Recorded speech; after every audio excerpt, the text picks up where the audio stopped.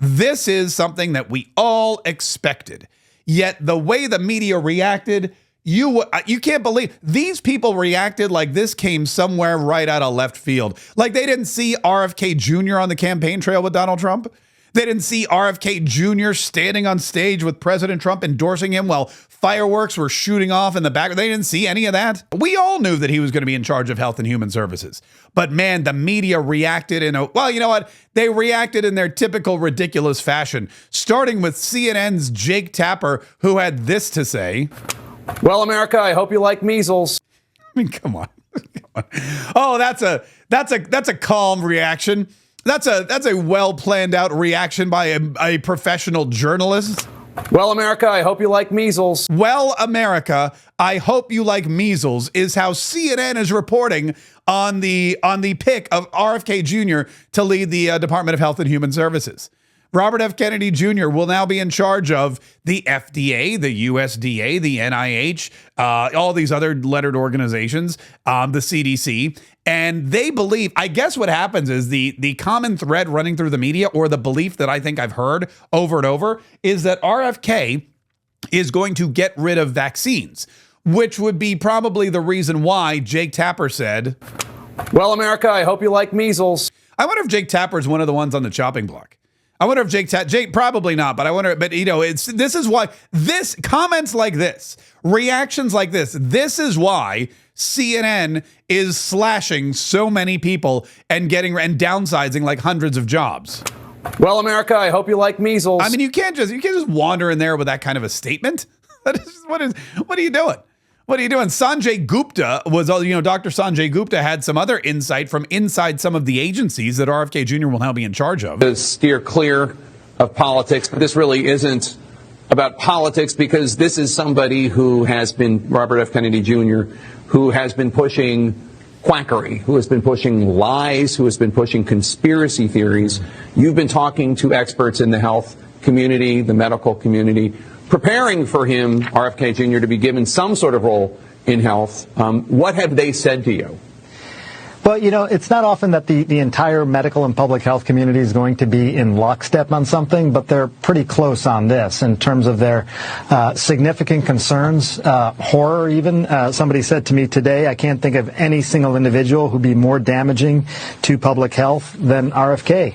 Horror, he said. They're reacting with a horror. I can't imagine any individual who'd be more detrimental to public health than RFK. That's how they're reacting to RFK because they believe he's going to. I don't know what they think he's going to do, but I guess the big thing is the vaccines. A lot of people have called him a vaccine denier. A lot of people have called him anti-vax. A lot of people have called him a conspiracy theorist. He appeared in front of Congress at one point and he said something which I think is very poignant for this moment. I'm not anti-vaccine, but I think we need to be honest and we need to have good science. I spent 30 years trying to get mercury out of the fish in this country, and nobody ever called me anti-fish. Yeah, I was never anti-fish because I wanted mercury out of the fish. I wasn't anti-fish. I was pro not having mercury in fish. Now I just want to take a look at the vaccines in this country, make sure that they're safe, that kind of thing. But it doesn't matter. The media is apoplectic. The medical community is going crazy. Oh, the stock exchange. The stock exchange is flipping out. Look at this. This is the stock market today. The indexes drop. Donald Trump's RFK Jr. pick hits the global pharmaceutical market. Look at the Dow went down. The S&P 500 went down. The NASDAQ composite went down. Why is that? Well, because they believe that RFK Jr. is going to have a detrimental effect on, I guess, a lot of their drug products. This is, what is this?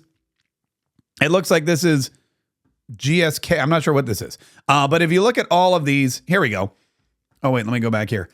This is, let's start here. Moderna. This is Moderna. Moderna down 39.7%. This was yesterday, right after the announcement. The announcement came right around here, about 3 o'clock. And then boom, right before the stock market closed, the Moderna stock plummeted. This is Pfizer. Pfizer, same thing. The announcement came right around here is where the announcement came. And then boom, stock just plummeted. And this is GSK, which I believe is, I forget what that is, but that's another one. And they just plummeted again. Boom. And then today, this is how the stock market opened. because a lot of people believe that RFK Jr. is going to do what Donald Trump tasked him to do, and that is make America healthy again. And maybe that's going to impact the pharmaceutical market. Maybe some of their products like vaccines are not going to be as popular anymore. Maybe they're going to work to reduce the cost of some of these medications, which is going to bring down their profitability, because when you reduce costs, oftentimes you're not going to make as much money. And so these are all of the things now that are concerning the stock market and the Democrats. And really, this is what it's all about. This is what it's all about. This is why the Democrats are so furious with RFK Jr. They don't care about what he says. They care about what they care about the effect of what he says on their bottom line. I mean, Nancy Pelosi knows. She's invested in all of these stock markets. You can look at any of the Republicans and Democrats in elected positions who've padded their bank accounts with these amazing stock picks that just seem to come out of nowhere. They all know this is their bread and butter. I mean, think about how many vaccines were sold over the last 4 years. Think about how much money that is. Think about how much stockholders would have made. And now, when the threat is there to limit the number of vaccines that the government will be providing or that other people will be required to get, when other pharmaceutical drugs maybe are going to be less expensive because of the actions of one man, that's gonna drop the bottom line. And all of a sudden, I imagine there's a lot of, if we check the quiver quantitative, I imagine there's a lot of representatives in Congress who dumped their stocks yesterday and maybe even got a word about what was going to happen early. We'll have to cross-reference that and see what's happening. But again, the stock market, that's one of the big reasons why the Democrats hate RFK Jr., because they know that he is going to have a negative effect on the money that they have invested in their friends' companies.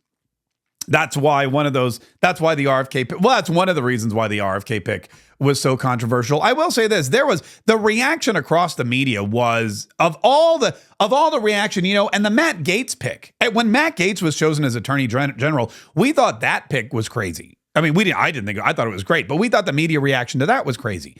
The media reaction to RFK, I think, almost superseded that. When you look at some of the people here, I have here, this is Scott Jennings on CNN talking to, I forget who the other guy is, but I think he's a Republican too. Listen to this back and forth about RFK Jr. becoming the Secretary of Health and Human Services. If we're being intellectually honest, there's really no good reason why Bobby Kennedy, RFK Jr., should be HHS Secretary. Okay, let me stop right there. This guy says, if we're being intellectually honest, which is a dig. He's basically saying that Donald Trump is not an intellectual. Donald Trump is not smart. When you say, if we're being intellectually honest, we need to say that RFK Jr. is not a good pick, which means he's saying that Donald Trump is a moron. If we're being intellectually honest, there's really no good reason why Bobby Kennedy, RFK Jr., should be HHS Secretary. An advisor, a confidant, somebody who talks to the president and advises, but there's no managerial experience in his resume. There's nothing that says he is qualified to do this job that is in charge of the health of all of us, all these different lanes. If he has views and has insights around food sources, around vaccines, then those should be given in advisory roles. Why? Because what were the qualifications of the previous ones? Well, I think it's important to always remember that you put yourself. Say that again? What were the management qualifications? I mean, Xavier Becerra. I'm not talking about the previous. I'm looking forward. But you're calling into question whether he could actually do this job, and I think it's absolutely. I think America is now, and I think it's important to discuss it, because Xavier Becerra was just a lawyer and a politician with no management experience. So does two wrongs make a right? Sylvia Burwell was a Walmart lobbyist. Donna Shalala was a university person. Look, RFK Jr. is a nut. Oh, there it is. There it is. It has absolutely nothing to do with his qualifications. In 20 seconds there, he started saying, look, if we're being intellectually honest, he doesn't have the managerial experience to run the Department of Health and Human Services. And then Scott Jennings is like, neither did Javier Becerra, neither did Donna Shalala, neither did any of the others. But they were tasked with it. Why didn't you complain then? And that's when it always comes back down to name calling, doesn't it? It's like, look, if we're being intellectually honest, he's a nut. Okay, so that's different than what you just said. You just said he doesn't possess the requisite managerial experience, but then we get to the real issue here, which is you want to insult the man, which is your right to do because you opposed him in the election. But you, doctor, are raising the issues that he has been raising, And I think they're appropriate questions to raise. I don't know whether he can be confirmed or not. The vaccine stuff at the table is obviously going to be the flashpoint of this hearing. But I'll tell you one thing. This whole issue of the CDC and these public health agencies, look, public trust in the health regime in this country is as low as it's ever been. But why, Scott? Because of COVID. Right. Because of school closures. Because of mask mandates. Because this country was... But let me just finish. Because this country was drugged through a bunch of condescending and heavy-handed mandates that all turned out to be garbage, and that's why it's low, and the questions are valid. And RFK is the answer to all of that. Yeah, I don't know if he's gonna be RFK helped confirmed or promote the assault on the CDC that lowered the disinformation that led the to CDC led more to than its a own million demise. deaths, Scott. More than 1 million deaths in the United States, higher than any other industrialized nation per capita. That's the result of failed policies, the demonization of the conspiracy theories. Whose policies? All right, under the Trump administration. John, Whose policies were they? Come on, let's be honest. That's why Scott Jennings, by the way, is on the short list we hear for press secretary. That's still something that we have not yet unearthed. We still don't know who is going to be the press secretary of the United States of America. We don't know who's going to be delivering those press conferences every single day that we look forward to watching. It's going to be somebody. Could be Scott Jennings. Could be Caroline Leavitt. We don't know. Could still be Megyn Kelly. She said no comment when she was asked, but that's something we're waiting for. But that's how the media reacts.